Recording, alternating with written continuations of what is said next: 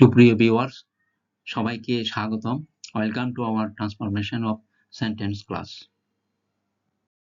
Transformation of sentence হলো বাক্যের রূপান্তর করা, অর্থাৎ ট্রান্সফর্ম করা, অ্যাফার্মেটিভ থেকে নেগেটিভ, নেগেটিভ থেকে অ্যাফার্মেটিভ। যা হোক, আমরা একটা 1 নম্বর রুলে দেখি, অক্সিলারি ভার্ব অর্থাৎ সাহায্যকারী ক্রিয়া, এর পরে নট বসিয়ে এবং মূল শব্দটির বিপরীত শব্দ অ্যান্টোনিম ব্যবহার করে নেগেটিভ করা হয়। যেমন অ্যাফার্মেটিভ, ম্যান ইজ মর্টাল, মানুষ মরণশীল। Negative, man is not immortal, শুধু ইম শব্দ যোগ করলাম মর্টেলের আগে, তো মানুষ অমর নয়, অর্থাৎ বাবার তো ঠিক একই আছে, মানুষ মরণশীল।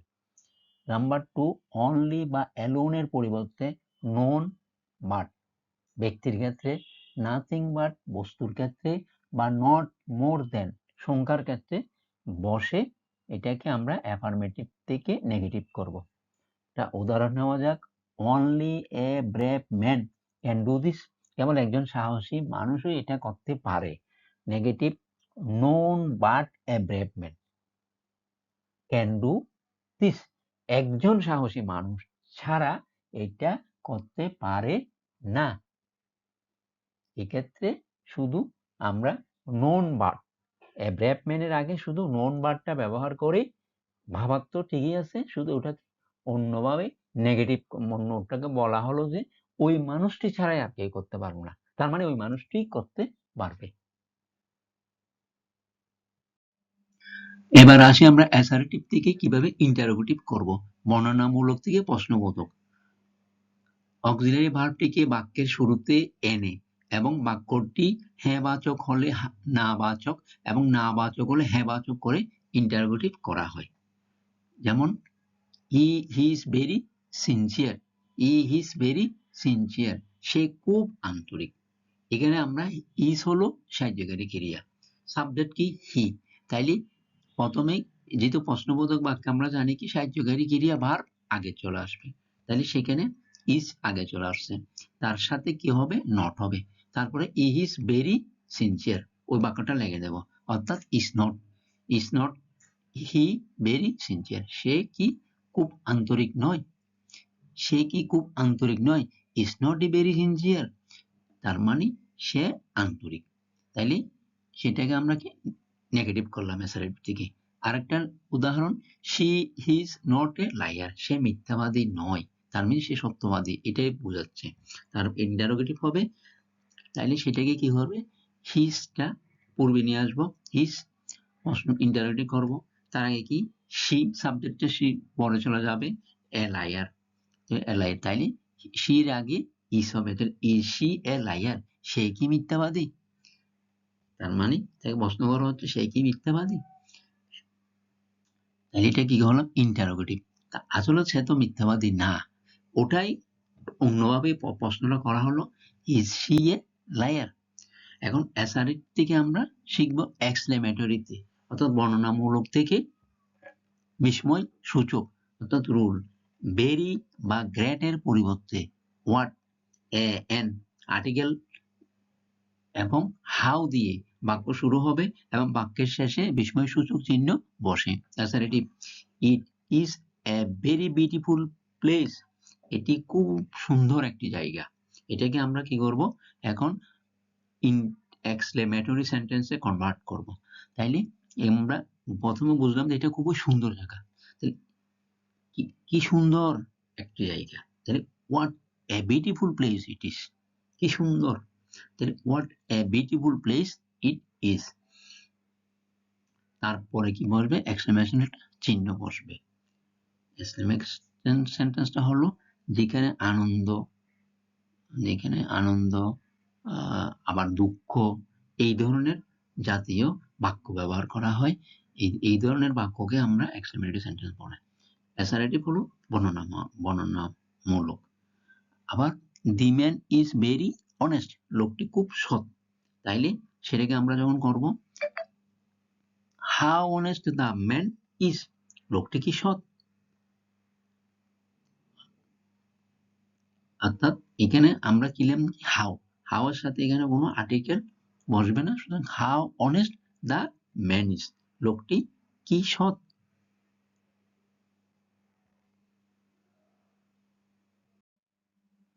অ্যাসার্টিভ টু ইম্পারেটিভ অর্থাৎ বর্ণনামূলক থেকে অনুজ্ঞাসূচক। অ্যাসার্টিভ সেন্টেন্সে সেকেন্ড পারসন অর্থাৎ ইউ কর্তা হিসাবে থাকে, তবে ইম্পারেটিভ করার সময় মূল ভার্ব দিয়ে বাক্য শুরু হয়। অ্যাসার্টিভ তাহলে you should do the work, তোমার কাজটা করা উচিত। এখানে এটাকে আমরা কি বানাবো, ইম্পারেটিভে কনভার্ট করবো, তাহলে ডু দ্য ওয়ার্ক, কাজটা করো। তার আগে বলি ইম্পারেটিভ সেন্টেন্সটা হলো যে বাক্যে সাধারণত আদেশ, উপদেশ, অনুরোধ এগুলো বোঝাবে তাকে আমরা ইম্পারেটিভ সেন্টেন্স বলবো। যেমন এখানে ডু দ্য ওয়ার্ক, কাজটা করো, এখানে এটা একটা আদেশ। Assertive you are requested to help me, তুমি অনুরোধ করা হচ্ছে তোমাকে আমাকে সাহায্য করার জন্য। ইম্পারেটিভ প্লিজ হেল্প মি, দয়া করে আমাকে সাহায্য করবো, এটা একটা অনুরোধ। Interchange of simple, complex and compound sentence, সরল, জটিল ও যৌগিক বাক্যে রূপান্তর। সিম্পল টু কমপ্লেক্স, সরল থেকে জটিল। সিম্পল সেন্টেন্সের কোনো শব্দ বা ফ্রেজ, ফ্রেজ অর্থ হলো কয়েকটা শব্দ গুচ্ছকে, lot of the phrase, in the sky, গুচ্ছকে আমরা ফ্রেজ বলি। একটা সাবঅর্ডিনেট ক্লজ এ রূপান্তরিত করে কমপ্লেক্স সেন্টেন্স গঠন করা হয়। এখানে সাবঅর্ডিনেট ক্লজটা হলো বাক্য অংশ, ফ্রেজ হলো শব্দগুচ্ছ, কয়েকটা শব্দের সমষ্টি, আর ক্লজটা হলো বাক্য গুচ্ছ, কতগুলো একটা বাক্য গুচ্ছ মিলে একটা সাবঅর্ডিনেট ক্লজ হয়। সাবঅর্ডিনেট ক্লজের ভিতর থাকবে কি, একটা সাবজেক্ট থাকবে, একটা ফাইনেটিভ ভার্ব থাকবে, সমাপিকা ক্রিয়া, আর এটা এবং স্বাধীনভাবে, এটা অনেক সময় স্বাধীনভাবে বাক্যে ব্যবহৃত হবে না, এটা প্রিন্সিপাল ক্লজটার উপর নির্ভর করবে। আর প্রিন্সিপাল ক্লজটা হবে স্বাধীন, সে কোনো সময় তো বাক্যে স্বাধীনভাবে ব্যবহার হতে পারে। যা হোক, সিম্পলে আমরা আসি, he confessed his guilt, his guilt, he confessed his guilt, সে তার অপরাধ স্বীকার করেছিল। কমপ্লেক্স বানাবো তাইলে he confessed that he was guilty, সে স্বীকার করেছিল যে সেই অপরাধী ছিল। সিম্পলে I saw a flying bird, আমি একটা উড়ন্ত পাখি দেখেছিলাম। ফার্স্ট টেন্সে আই স, কি হবে তাহলে, আই স এ বার্ড, পাখি দেখেছিলাম, উইচ ওয়াজ ফ্লাইং, যেটি উড়েছিল। তাহলে আমি একটা পাখি দেখেছিলাম যেটি উড়েছিল।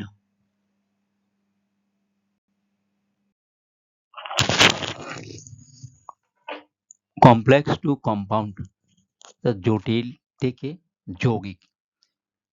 রুল, সাবঅর্ডিনেট ক্লজটিকে একটি ইন্ডিপেন্ডেন্ট ক্লজে পরিবর্তন করে এবং coordinating conjunction and but or ব্যবহার করে কম্পাউন্ড সেন্টেন্স গঠন করা যায়।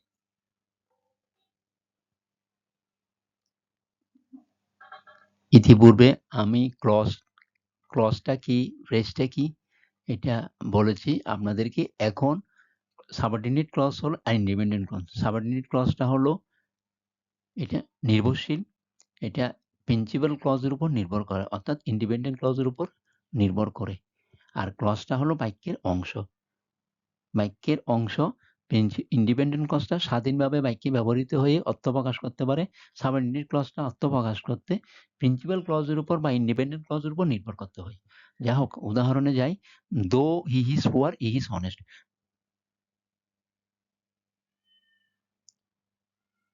যদিও সে গরিব সে সৎ। কম্পাউন্ড যখন করব, he is poor but he is honest, সে গরিব কিন্তু সে সৎ, শুধু মাঝখানে হলো কি বাট। আরেকটা কমপ্লেক্স বাক্য, if you read more you will learn more, যদি তুমি বেশি পড়ো তুমি বেশি শিখবে। Compound, read more and you will learn more, বেশি পড়ো এবং তুমি বেশি শিখবে।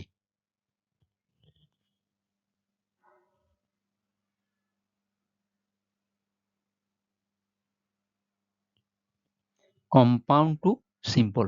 তো যৌগিক থেকে সরল।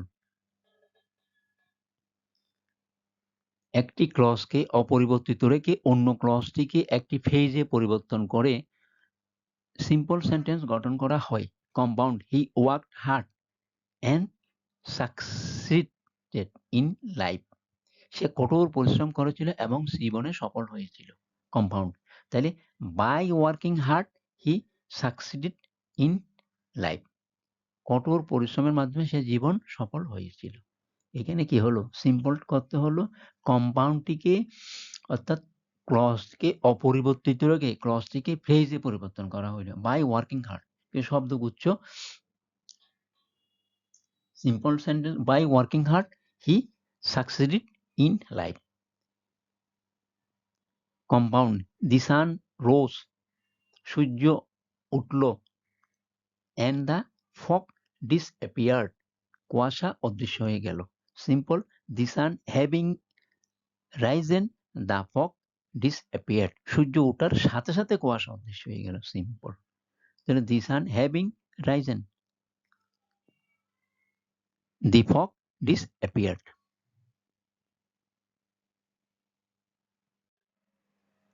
প্রিয় ভিউয়ার্স, আপনাদেরকে কিছু হোম টাস্ক দেওয়া গেল, এগুলো আপনারা চেষ্টা করবেন। আর যদি সমস্যা হয় নিচে সলিউশনটাও দেওয়া আছে। He is always punctual, make it negative, এটাকে নেগেটিভে পরিবর্তন করতে হবে। সে সবসময় সময়নিষ্ঠ। Only the graduate should apply for the post, এটাকে নেগেটিভ করতে হবে। He can speak English fluently. It was a horrible sight, এটা খুবই ভয়াবহ দৃশ্য। I wish I were a king, এখানে আই উইশ আমার একান্ত ইচ্ছা, এটা কাল্পনিক। আই ওয়ার এ কিং, যদি আমি রাজা হতাম।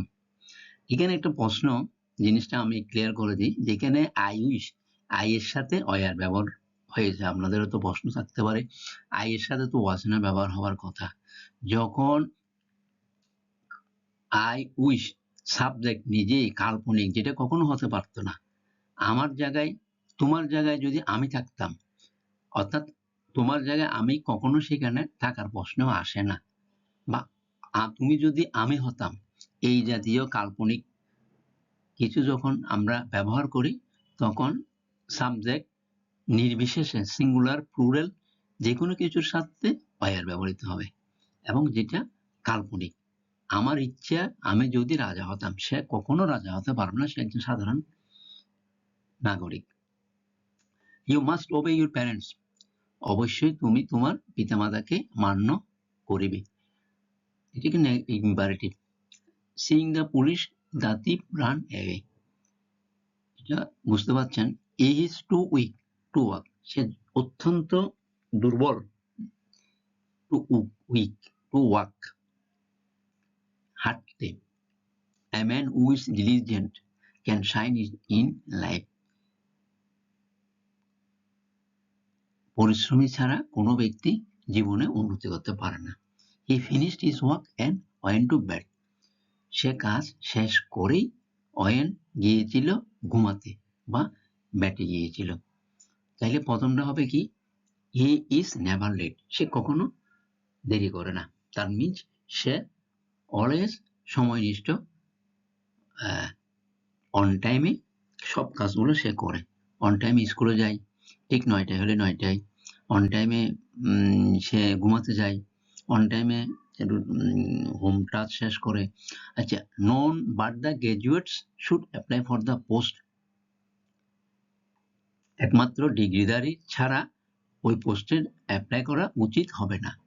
Cannot he speak English fluently, তৃতীয়টা হলো সে নেগেটিভ ইন্টারোগেটিভ, সে পারে না speak English fluently. What horrible sight it was, horrible মানে খুব ভয়াবহ, এটা খুবই ভয়াবহ সাংঘাতিক একটা দৃশ্য ছিল। If I were a king, এ আবার আসছে ইফ, যদি আই ওয়ার এ কিং, আমি যদি রাজা হতাম। আই এর সাথে ওয়ার ব্যবহার করা হয়েছে, এখানে সিঙ্গুলার প্লুরাল যেটাই হোক না কেন, ওয়ার যখনই ব্যবহার করা হয় সেটা হবে কাল্পনিক সেন্টেন্সে, এবং এখানে I এর সাথে সবসময় কাল্পনিক বাক্যে were ব্যবহার করা হয় সাবজেক্ট যখন কাল্পনিক ইচ্ছা পোষণ করে। Obey your parents, তোমার পিতামাতাকে মান্য করো। The thief saw the police and ran away.